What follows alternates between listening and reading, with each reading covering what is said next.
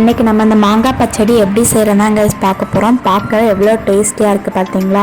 அவ்வளோ டேஸ்ட்டாக இருக்கும். மாங்காய் சீசன் இருக்கும் போது இதை நீங்கள் செஞ்சு வச்சுக்கோங்க. அப்புறம் பின்னாடி ஃபீல் பண்ணுவீங்க, ஐயோ செஞ்சு சாப்பிட முடியலைன்னு சொல்லிட்டு. அவ்வளோ டேஸ்ட்டாக இருக்கும். பெரியவங்க சின்ன பிள்ளைங்க வரைக்கும் எல்லாருக்குமே ரொம்ப பிடிக்கும் கைஸ். வாங்க இப்போ நம்ம வீடியோக்குள்ளே போய் பார்க்கலாம். guys, welcome back to my channel. எல்லாரும் எப்படி இருக்கீங்க? எல்லாம் நல்லா இருப்பீங்கன்னு நம்புறேன். இன்னைக்கு நம்ம சேனல்ல என்ன பார்க்க போறோம் அப்படின்னு கேட்டிங்கன்னா, எல்லாருக்கும் பிடிச்ச ரெசிபி தான் guys நான் கொண்டு வந்திருக்கேன். மாங்காய் பச்சடி தான் எப்படி செய்யறதுன்னு பார்க்க போறோம். இது மாங்காய் சீசன் இருக்கும்போதே செஞ்சு வச்சுக்கோங்க, இல்லாட்டி பின்னாடி வருத்தப்படுவீங்க guys. இது பெரியவங்கள இருந்து சின்ன பிள்ளைங்க வரைக்கும் ரொம்ப பிடிக்கும் எல்லாருக்குமே. இது நீங்க சாம்பார் சாதம், தயிர் சாதம் எல்லாத்தோடையும் வச்சு சாப்பிடலாம், விருந்தா கூட சாப்பிடலாம் guys. அவ்வளோ டேஸ்ட்டாக இருக்கும். வாங்க எப்படி செய்யறதுன்னு பார்க்கலாம். அதுக்கு நான் ஒரு மாங்காய் எடுத்து வச்சுருக்கேன். இது நீங்கள் பழுத்த மாங்காவாக கூட எடுத்துக்கலாம், அதில் கூட செய்யலாம். ரொம்ப டேஸ்ட்டாக இருக்கும். அதனால் மாங்காய் கட் பண்ணி வச்சுருக்கேன் சின்ன சின்னதாக. அப்புறம் நான் சர்க்கரை எடுத்திருக்கேன். நீங்கள் வெல்லம் எடுக்கிறனாலும் நீங்கள் சேர்த்துக்கலாம். நான் ப்ரௌன் சுகர் எடுத்துக்கிட்டேன். ஏன்னா ப்ரௌன் சுகர் நல்லதுன்றனால நான் ப்ரௌன் சுகர் எடுத்துக்கிட்டேன். நீங்கள் ப்ரௌன் சுகர் வேணாலும் நீங்கள் வெல்லம் கூட ஆட் பண்ணிக்கலாம் காய்ஸ். அப்புறம் ஒரு வரமிளகா இந்த மாதிரி தீ வச்சுருக்கேன். அப்புறம் தேவையான அளவுக்கு உப்பு எடுத்துக்கோங்க, தேவையான அளவுக்கு மஞ்சள் தூள் எடுத்துக்கோங்க, தேவையான அளவுக்கு மிளகாய் தூள், அப்புறம் தேவையான அளவுக்கு பெருங்காயம் கொஞ்சமாக ஆட் பண்ணிக்கோங்க. கொஞ்சமாக நான் எடுத்து வச்சுருக்கேன். அப்புறம் 1 டீஸ்பூன் ஆஃப் கடுகு எடுத்து வச்சுருக்கேன் கைஸ். இவ்வளோ தான் மாங்காய் பச்சடி செய்கிறதுக்கு தேவையான பொருட்கள். வாங்க எப்படி செய்கிறதுன்னு வீடியோக்குள்ளே பார்க்கலாம். மாங்காய் பச்சடி செய்கிறதுக்கு நான் ஒரு பேன் எடுத்து வச்சுட்டு ஸ்டவ் பற்ற வச்சுக்கிட்டேன்.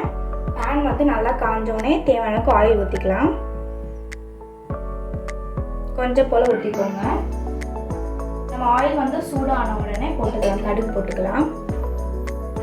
இப்போ ஆயில் நல்லா சூடாயிடுச்சு. நான் எடுத்து வச்சிருக்கேன் இல்லையா கடுகு, அதை ஆட் பண்ணிக்கிறேன். 2 வரமிளகா கிள்ளி வச்சிருக்கேன், அதையும் இதோட நான் ஆட் பண்ணிக்கிறேன். கொஞ்சமாக எடுத்து வச்சிருக்கோம் இல்லையா பெருங்காயம், அதையும் ஆட் பண்ணிக்கிறேன். பெருங்காயத்தை ரொம்ப தீ விட்டுறாதீங்க.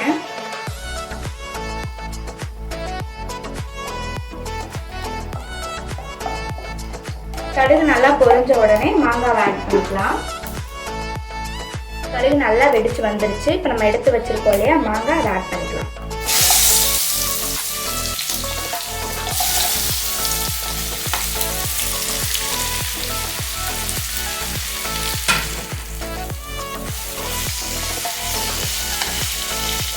இப்போ நான் மாங்காய் ஃபுல்லாக ஆட் பண்ணிட்டு லைட்டாக கிளறி விட்டுக்கிறேன். லைட்டாக கலரி விட்டுட்டேன். இப்போ அடுத்து நம்ம தேவையான அளவுக்கு உப்பு ஆட் பண்ணிக்கலாம்.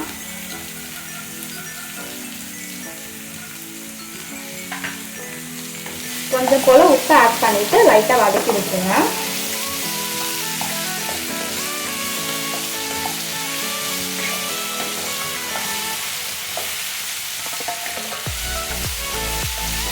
இப்போ நல்லா வதக்கியாச்சு. இப்போ இதில் தேவையான அளவுக்கு மஞ்சள் தூள் எடுத்துக்கோங்க, அதை ஆட் பண்ணிக்கலாம்.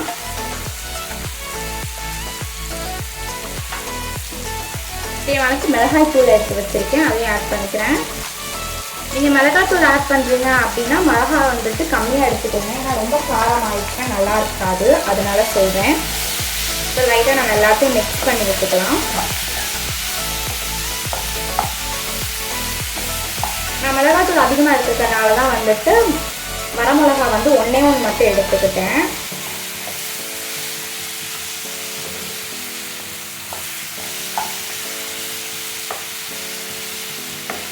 இப்போ நல்லா கிளறி விட்டுட்டேன். இப்போ நான் 1 டம்ளர் போல் தண்ணி ஆட் பண்ணிக்கிறேன். இதோட மாங்காய் வேகிறதுக்கு 1 கிளாஸ் அளவுக்கு தண்ணி ஆட் பண்ணிக்கோங்க.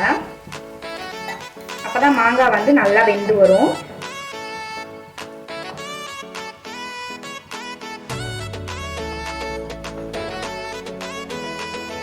இப்போ நீங்கள் சர்க்கரை போடக்கூடாது. நல்லா மாங்காய் கொஞ்சம் வெந்து நல்லா சுண்டி வரும்போது அப்போ நம்ம சர்க்கரையை போட்டு கிண்டி விட்டுக்கலாம். இப்போ தண்ணியில் மாங்காய் நல்லா ஊறிட்டு பார்த்தீங்களா? இப்போ இதை மூடி போட்டு ஒரு 5 மினிட்ஸ் நல்லா வேகட்டும். நான் வெந்தோடனே உங்களுக்கு நான் காட்டுறேன். பாருங்கள், மாங்காய் நல்லா கொதிச்சிட்ருக்கு. பார்த்தா உங்களுக்கே தெரியும் கைஸ். இதே மாதிரி கொஞ்சம் நேரம் கொதித்து தண்ணியெல்லாம் வற்றதுக்கு அப்புறமா நம்ம எடுத்து வச்சிருக்க சர்க்கரையை ஆட் பண்ணிக்கலாம். ரைஸ் மாங்காய் பாருங்கள் நல்லா தண்ணி ஃபுல்லாக வற்றி இந்த மாதிரி ஸ்டேஜுக்கு நல்லா சுண்டி வந்துடும். மாங்காய் நல்லா வெந்து வந்துருச்சு பாருங்கள் குழஞ்சு. இந்த மாதிரி ஸ்டேஜில் வந்துட்டு நம்ம எடுத்து வச்சுருக்கிற வெல்லமும் நாட்டு சர்க்கரையோ அதை வந்து இந்த ஸ்டேஜில் தான் நீங்கள் ஆட் பண்ணணும். நான் ஆட் பண்ணிக்கிறேன் கொஞ்சம் கொஞ்சமாக போட்டு.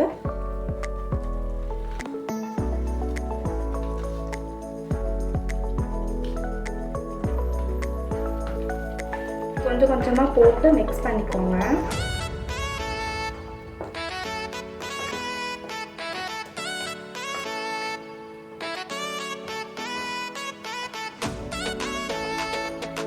நல்லா நான் மிக்ஸ் பண்ணிட்டு இருக்கேன். இந்த மாதிரி மிக்ஸ் பண்ணி விட்டுக்கோங்க. இனிப்பு பத்துதான்னு பாருங்கள். பத்தலை அப்படின்னா ஆட் பண்ணிக்கோங்க. ஏன்னா இனிப்பு ரொம்ப இருந்துச்சுன்னா நல்லா இருக்காது. அதனால் பார்த்து இனிப்பு வந்து ஆட் பண்ணிக்கோங்க.